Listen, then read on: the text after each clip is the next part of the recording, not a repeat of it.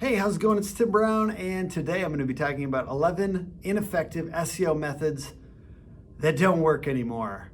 And SEO is already hard enough without spending months and months on end working on dumb old school methods that are just going to ruin your website or worse, make people not want to buy from you because they look silly and they actually don't even get you more traffic in the first place. So let's talk through those methods. Number one, cheap links. So there are a lot of places on the web to buy links, and I am not saying that I agree with Google that you should never buy a link, that you should never pay somebody for a guest post or something like that. I think that idea, frankly, is just not true. Even if Google says it's true, it's not true. However, if you're spending $5 on a link, or if you're buying something from somebody that's selling it for cheap, it's usually never effective. Why? Because anyone can do that, and thus it provides no differentiation in the algorithm for your website. So if it's the cheaper the link, almost without fail, the more worthless the link is, from what I've seen. Two, just mentioning all the city names on your homepage. Now I see people doing this. They just list out the cities that they serve, and unfortunately, doing that alone is very likely not going to lead to a strong result. Google is often rewarding people that have a page for a city plus keyword or those types of things, but just mentioning the city name isn't enough. It's not enough. You need the actual blue text, the meta title, and the description on Google to be all about that one city, because competition is just a little bit more fierce than it used to be. So that might have worked in 2005, 2008 even, but it does not work in 2020. All right, so three, hidden text. So people are still doing this occasionally. I see people using like white text on a white background or weird things like that. This is not happening a lot these days, but let me tell you, it does not work. I've seen it, I've tried it. When I first started SEO, I tried everything because I had no idea, and I just tried everything. I did not care what the method was, and I learned the hard way. It wasn't that hard, but I learned that did not work. That did not help my ranking.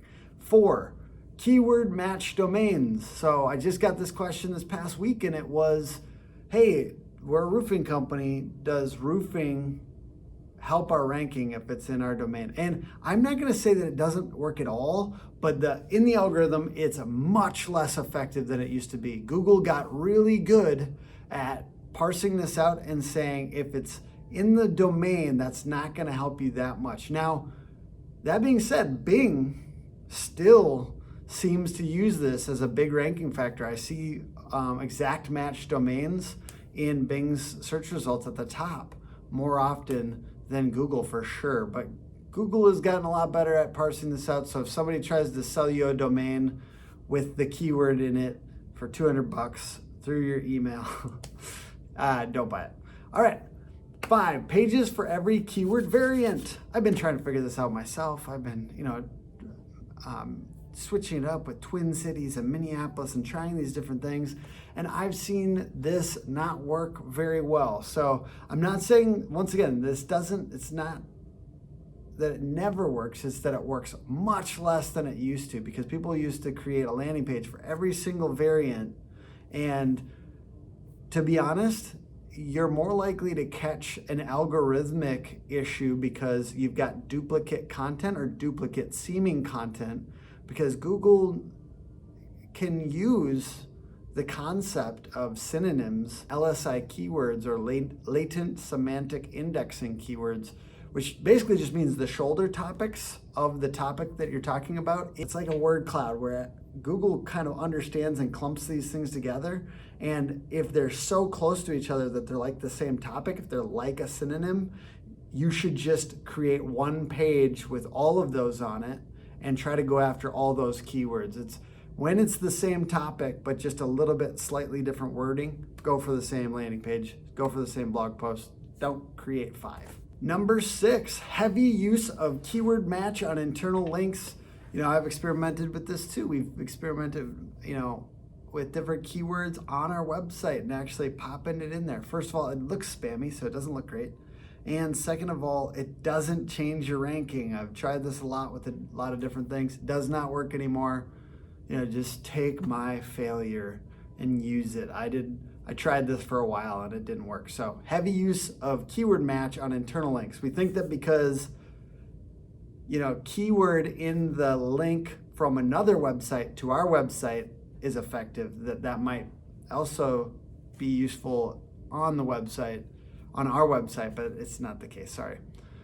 Next, 7, meta tags. A lot of content management systems, backends of websites give you a space to enter meta tags, and it used to help you rank for that thing, but it does not anymore. Google does not use those. It does not look at them. It's not going to help you whatsoever. And secondarily, just as a side note, really stuffing your alt tags also doesn't work. You can use a couple keywords in a description of a photo, but you do not need to, put a paragraph in there. 8, bolding keywords. So just bolding your keyword, that looks pretty spammy, right? If you just bold it wherever it is on the page. What I would suggest instead is bold sentences, maybe with your keyword, maybe not, but try to make it more about the user experience of that page, because that is useful to people, to bold certain things that emphasize elements of the product or service or the topic that you're talking about if it's a blog post. So consider bolding sentences rather than just individual keyword phrases.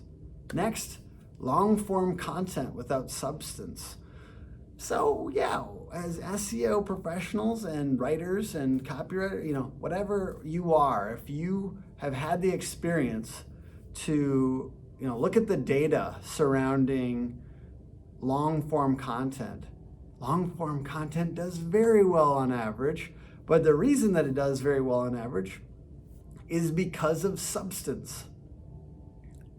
Basically, there is a correlation between the amount of substance, meaning usefulness, in long form and word count, right? There's a correlation there.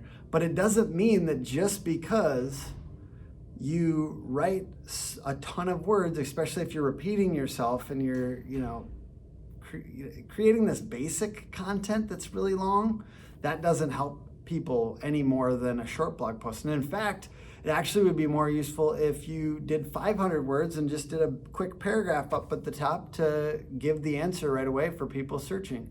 So always think about the user experience of your piece of content and try to make it clear and easy to get the answers that people are looking for. Honestly, I don't suggest you make content that's less than 500 words long, but if you really can answer the question quickly, try to put that up at the top, bold it, make it clear, make it obvious, make it so somebody can get the answer very quickly. That is important. Number 10, not matching intent.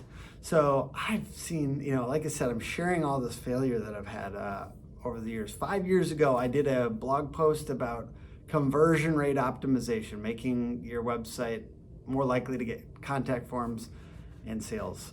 And it started ranking. I mean, we did really, really well for the term conversion rate optimization. And then it started ranking for things related to conversion, like file conversion and optimization. And I literally, I just love traffic, I'm really into traffic. So I was like, well, what if I get it higher for that? It doesn't matter. It doesn't help us as a business. It doesn't help us to rank for that. So we did start to rank for it a little bit, but that's a bad click. You don't want to get clicks for things that your piece of content doesn't actually help people with. So what should rank for that?